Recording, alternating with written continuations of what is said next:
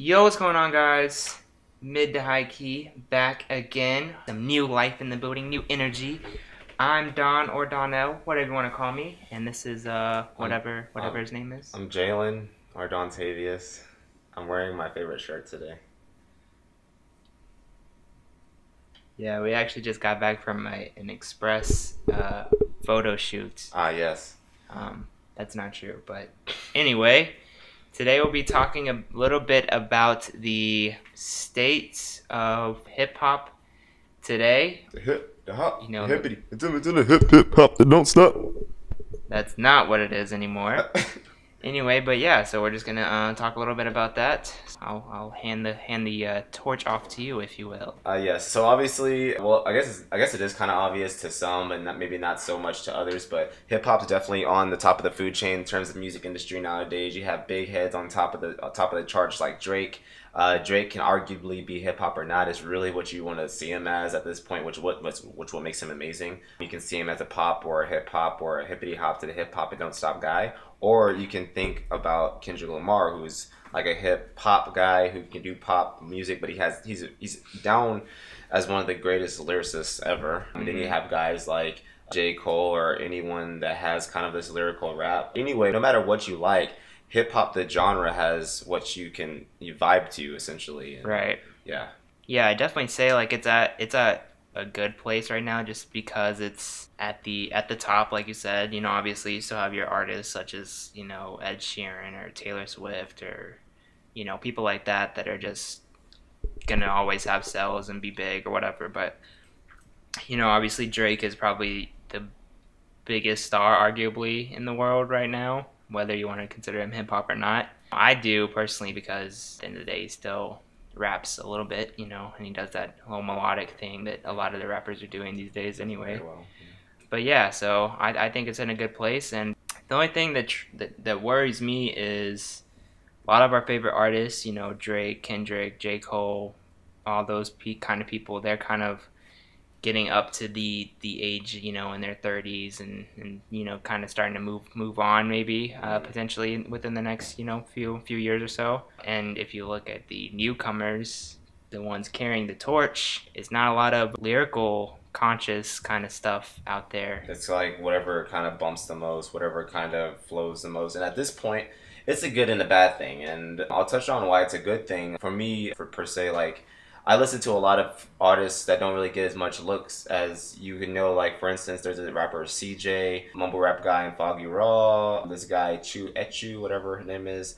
Anyway, it's so easy nowadays. It's not easy, I should take that back. It's not easy to make music. It's never been easy to make music. But it is easy to kind of like make it in a sense where you don't need the vocal talent anymore. You have so much digital synthesizers and things to make you sound any kind of way you want. Yeah. You can, and if you have someone kind of there to guide you and kind of get you on beat and on tone, you can almost make anything poppin'. And at this point, there's so many different kind of under the radar rappers that can have the potential, equal potential to get up and to be that, that next wave. The bad thing in that is that it kind of takes away from the originality aspect with so many rappers coming out and they do want to be the top and be the next thing. They're kind of being the same copycat type artists. And a guy I want to give a lot of shout out to, my boy Golden Link.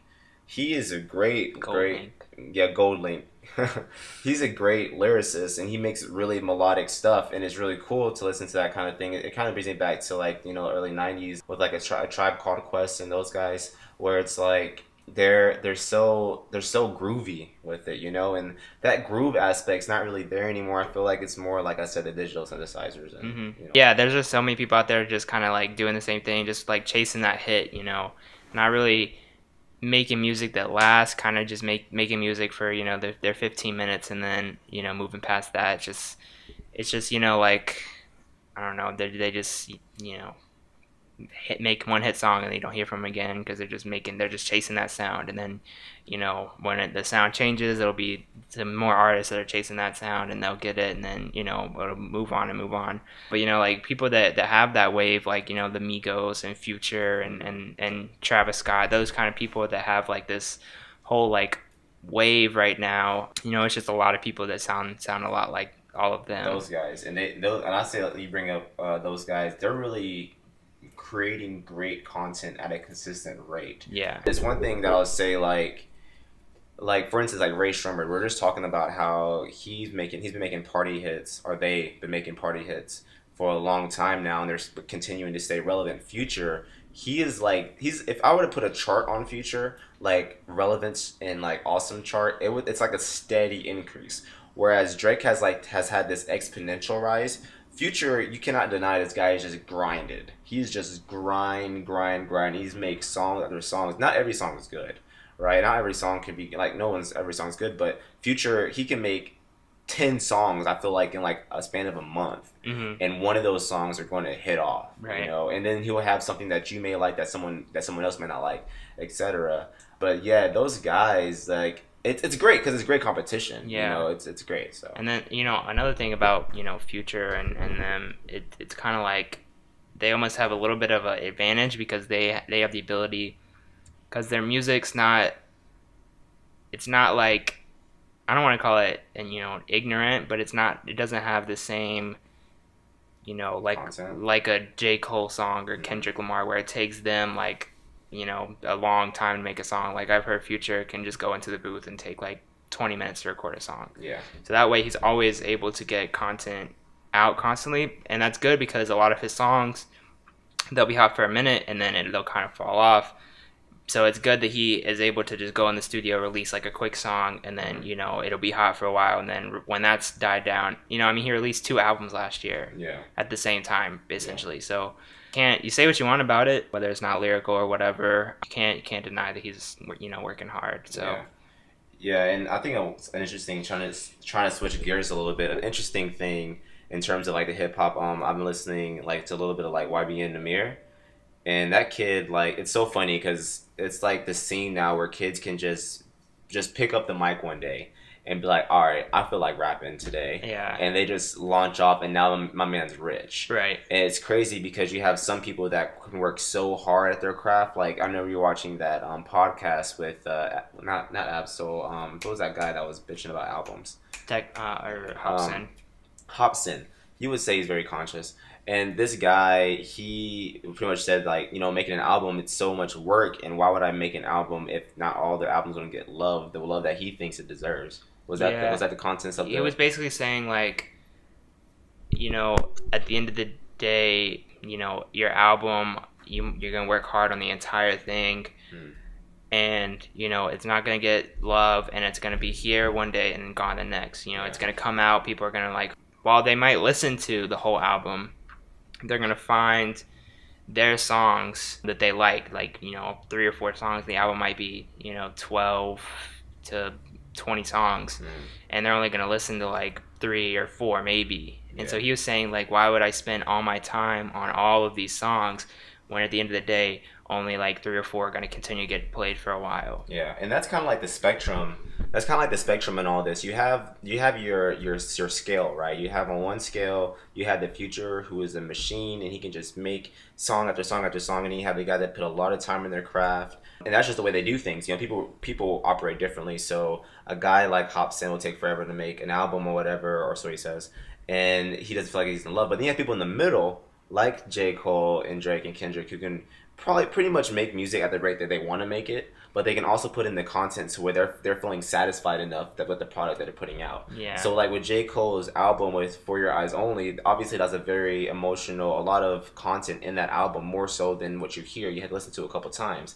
And with that kind of album, that he knows, okay, it may or may not be a thing, but I know I can deliver it in a way where I can get the most out of this product. Right. And he did. He went on tour and he sold out that For Your Eyes Only tour, and it was a great album. And bringing back to J. Cole, we love J. Cole here. But bringing back to J. Cole, like, I love the Born Sinner album. Mm-hmm. It's like I resonate. Like, that's kind of like where I kind of got in to music, and I just was I carried that like vibe with me as I grew up, and it kind of grew with me. I still listen to it today. Mm-hmm. But I won't say the same for like a Future album. You know what I mean? Yeah, Future is just one of those things where you just vibe with it for a month or maybe less, and then it's on to the next. But I've even heard guys like Joey Badass, who he just released an album last year, and then 2 weeks later he was like, you guys are already asking me for new music. Because, you know, the attention span these days, you know, we've talked about it multiple times on this channel, like, it's just so small. Like, so, you know, Joey Badass releases a good album, a conscious album, you know, lyrical, everything that everyone wants.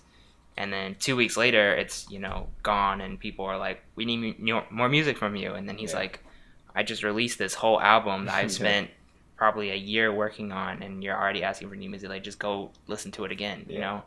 And so, and I think that's another thing with the whole social media era, you know, people are so quick. Like, albums obviously drop midnight Eastern Standard Time, generally speaking, on a Friday. Yeah. So people already by 2 a.m. are already giving their opinion on the whole album when they've probably listened to it one time, and you know you haven't let it digest or anything. So everyone's a critic. Everyone's like, oh, this is the best album yet. Everyone's like, oh, this is trash, you know, whatever. And then it's like, no, it's kind of annoying. I had this like beef with, you know, a person I knew back home, where it was like, music is so like, it's all an opinion. So just because you think something is trash or bad or whatever doesn't mean everyone thinks that. And I feel like you shouldn't like make someone feel bad because like they like a certain type of music, because everything is so like, you know, opinionated, and you can really listen to whatever you want, you can enjoy whatever you want, and no one should make you, you know, feel bad about that.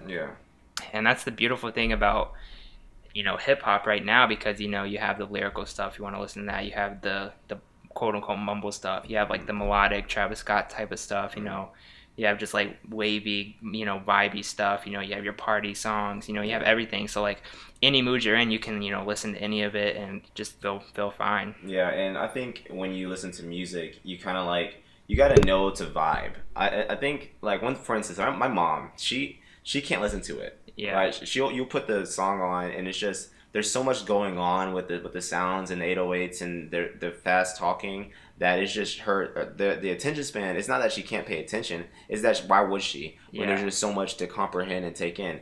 And with that being said too, I think that, you know, rappers kind of they got to be smart too. It's the same thing with consumers, but rappers too. So with rappers, you can't listen to what everyone's saying and kind of make that change the way you approach your craft. You know what I mean? I understand you have to stay relevant and put bread on the table and all that, but especially if you kind of already made it. If you already have your own lane, you should stay in that lane. You already have a fan base. You know, you shouldn't try to like switch up and do something different just because that's, you know, the sound. Right, like Frank Ocean, people were begging the man to bring out an album, but he was like, all right, I will, but he was on his own time. Yeah. And, you know, I'm not going to... Took 4 years off. Yeah, I'm not going to say Blonde was an amazing album or whatever, but I liked it, you know, and it's hard to follow up Channel Orange. Yeah, and I think he knew that. Yeah. You know, and when you make something that great, you need to understand the like that's why Drake is crazy, because this guy can release an album and come back,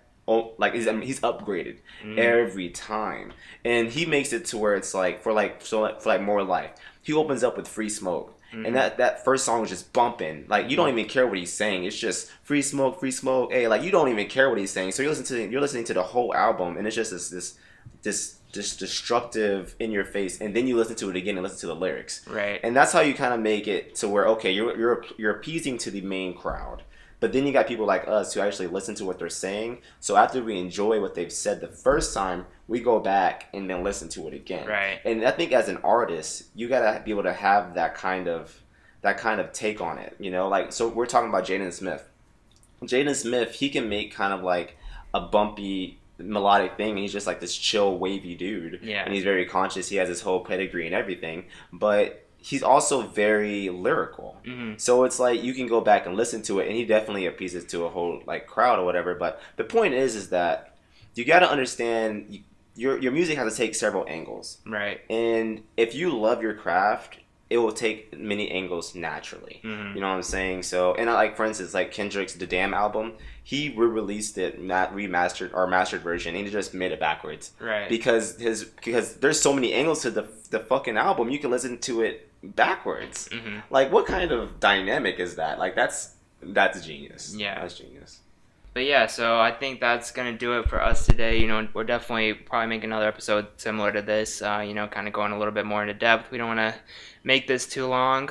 But yeah, I think that's it. Any closing remarks? We're gonna be doing a lot of things on the channel.